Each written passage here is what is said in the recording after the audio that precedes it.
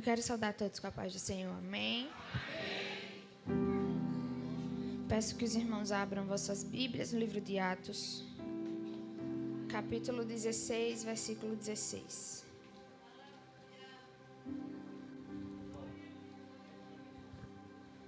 Enquanto os irmãos estão procurando, deixa eu contar rapidinho um testemunho.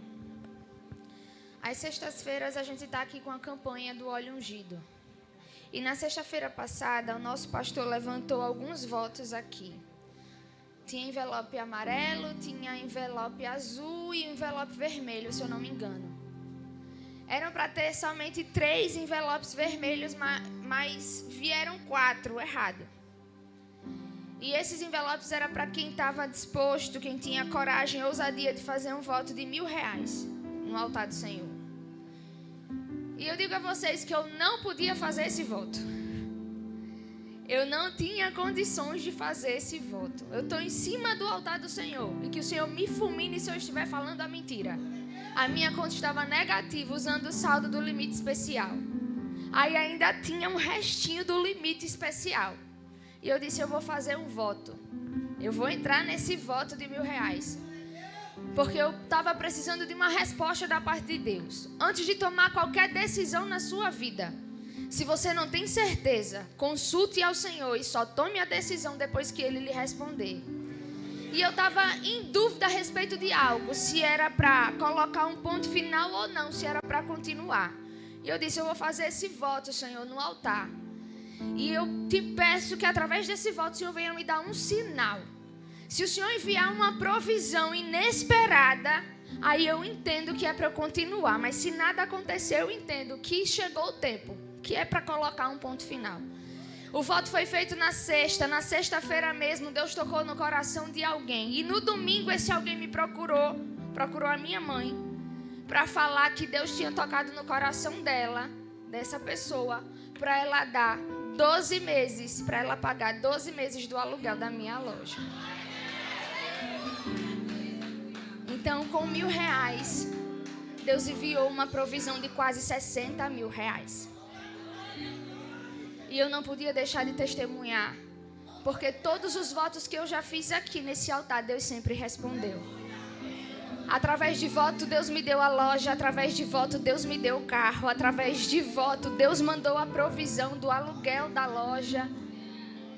Então, se não deixe o cenário lhe acovardar a fazer aquilo que Deus lhe mandou, lhe ordenar a fazer.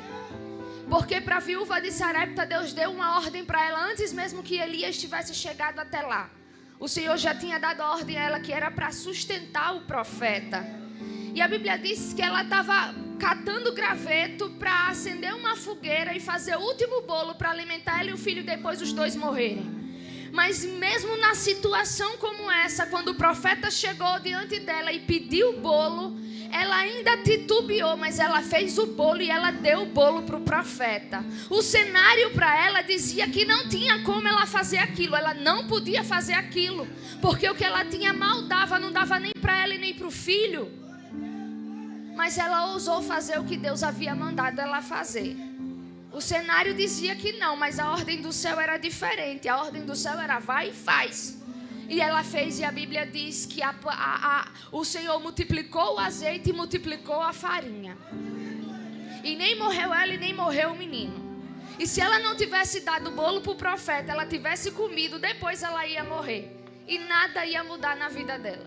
Mas porque ela obedeceu, ela viveu o sobrenatural e o extraordinário de Deus. Deus proveu.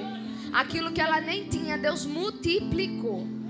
E foi exatamente isso que Deus fez na minha vida através desse voto. Então, diante desse testemunho, eu quero encorajar você a não se limitar ao cenário que você está vivendo. Porque os nossos olhos naturais veem somente aquilo que a gente está vendo agora. Mas o Senhor já enxergou mais lá na frente. Então não se limite à sua realidade. Nós não vivemos por vista, nós vivemos por fé. E fé é certeza daquilo que não se vê, mas se espera. E a Bíblia diz que tudo é possível ao que crê. E se creres, verás a glória de Deus. E eu quero declarar sobre a sua vida que nenhuma semente que você deposita nesse altar, ela volta vazia, ela volta para você multiplicada. Amém? É só para aumentar a fé dos irmãos, que Deus ainda faz. Atos 16 diz assim a palavra do Senhor. E aconteceu que, indo nós à oração, nos saiu ao encontro uma jovem que tinha espírito de adivinhação, a qual, adivinhando, dava grande lucro aos seus senhores. Esta, seguindo a Paulo e a nós, clamava, dizendo: estes homens que nos anunciam o caminho da salvação são servos do Deus Altíssimo. Isto fez ela por muitos dias. Mas Paulo, perturbado, voltou-se e disse ao Espírito: em nome de Jesus Cristo, te mando que saias dela. E na mesma hora, saiu. Amém? A missionária Silvana entregou parte de uma saudação falando dessa palavra. E eu, desde ontem que eu quis pegar um gancho naquilo que ela havia falado. O Senhor enviou a Paulo para uma missão, chegando na cidade onde o Senhor tinha enviado ele. Uma menina era possuída por um espírito de adivinhação. E muitos homens lucravam com a possessão daquela menina, porque ela adivinhava e ele cobrava para que ela adivinhasse. E a Bíblia vai dizer que durante dias, quando Paulo e Silas e os homens de Deus passavam por ela olhava para eles e dizia que eles eram santos homens de Deus e que eram servos do Deus Altíssimo. E de fato, o que ela estava falando era verdade.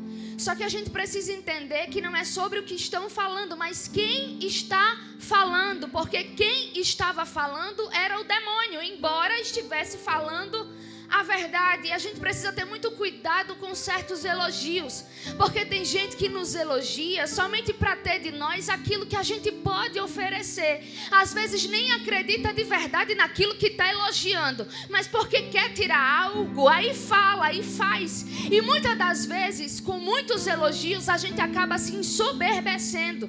Mas Paulo não. O Paulo tinha convicção de quem ele era em Deus, e ele sabia que ele estava ali para uma missão. Ele olha para a menina, se perturba porque ele percebe que o que está nela era um demônio, e prontamente ele expulsa o demônio da vida daquela menina. E por causa disso, os senhores que lucravam com ela ficaram irados e se levantaram contra Paulo. Açoitaram Paulo, rasgaram as vestes dele, não somente dele, de Silas também, em praça pública. Foi uma humilhação pública. E não somente isso, prenderam, e não somente prenderam numa prisão, como também amarraram os seus pés num tronco. E antes de falar da prisão, do tronco, do açoite, se a gente parar para analisar, em nenhum momento Silas reclamou de Paulo, porque Paulo fez o que ele tinha que fazer.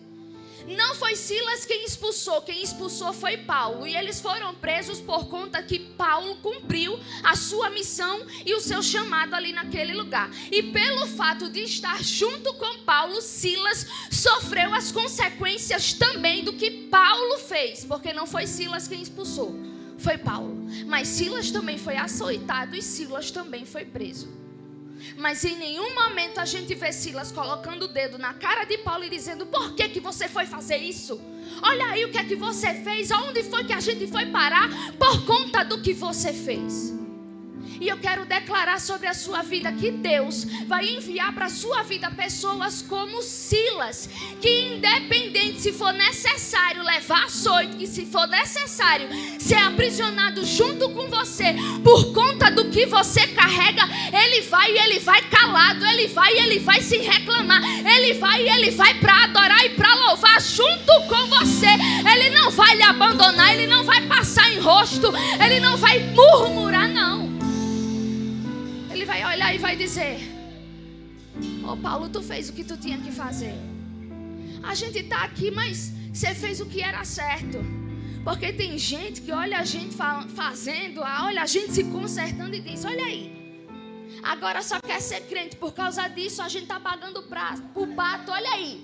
porque agora só quer estar vivendo de igreja, só quer ser a santa. Olha aí o que se levantou. Foi por sua causa, é por conta que você está indo para a igreja, porque você está indo para essa igreja, é porque você está ofertando ali naquele lugar, é porque você está dando dízimo naquele lugar. É por isso que isso aconteceu. Tem gente que se levanta desse jeito, sim ou não? Tem gente aqui que passa por isso. Mas Deus me trouxe aqui para lhe dizer: eu estou levantando Silas. Silas é aquele também que tem estrutura para ver a sua nudez, para ver as suas feridas abertas e não julgar você, e não criticar você, e não se aproveitar da ferida para matar você. Pelo contrário, tu ora, eu adoro, e as cadeias vão se partir. Silas, eu estou com você, Paulo. E a Bíblia vai dizer que embora eles estavam presos na cadeia física, na alma eles eram livres, porque mesmo presos, eles louvavam e eles adoravam e eles oravam ao Senhor. Porque tem gente que não está preso em prisões físicas, mas não consegue adorar, não consegue louvar, não consegue glorificar. Por quê? Porque está aprisionado na alma. E Deus me trouxe aqui para dizer que não somente as cadeias físicas, mas as cadeias espirituais, aquela que os nossos olhos carnais não são capazes de ver, também estão caindo por terra. A cadeia da depressão, a cadeia da ansiedade, a cadeia da síndrome do pânico, a cadeia que te impede de romper, a cadeia que te impede de avançar, a cadeia do medo, a cadeia da covardia, hoje está caindo por terra. Hoje Deus está te libertando das prisões físicas e também espirituais. E os pés amarrados num tronco, era eles dizendo: vocês não caminham mais, vocês não saem mais do lugar. E às vezes o inimigo quer que a nossa vida fique raquítica, que a gente não ande, que as coisas não fluam, que as coisas fiquem paralíticas, que a gente não saia nunca do mesmo lugar. Por mais que a gente faça, por mais que a gente lute, por mais que a gente ore, parece que as coisas não andam, parece que as coisas não avançam. Mas hoje Deus manda dizer: não somente as cadeias estão sendo quebradas, mas as correntes que amarravam os teus pés também estão sendo partidas. Porque se prepara, você vai romper, você vai avançar, você vai pisar em novos territórios, você vai pisar em nova terra, porque Deus está dizendo: você hoje está sendo livre. Tem um terremoto do céu acontecendo, e esse terremoto vai quebrar todas as amarras, todas as cadeias e todas as prisões que te limitavam, te impediam de viver aquilo que Deus tem para a sua vida. Olhe para o irmão que está do seu lado e diga para ele: hoje você sai daqui livre. E eu estou falando que é em todas as áreas: espiritual, sentimental, financeira, em todas as áreas. É uma libertação total, é uma libertação completa. As cadeias já se abriram. Você é livre, você é livre, como um passarinho que estava preso numa gaiola. Hoje Deus manda te dizer: recebe as tuas asas de volta, porque você vai voltar a voar, porque a gaiola foi aberta e o passarinho já pode alçar voo. Alça voo, alça voo, porque está livre, está livre, está livre. O acesso está liberado, porque as cadeias já se partiram.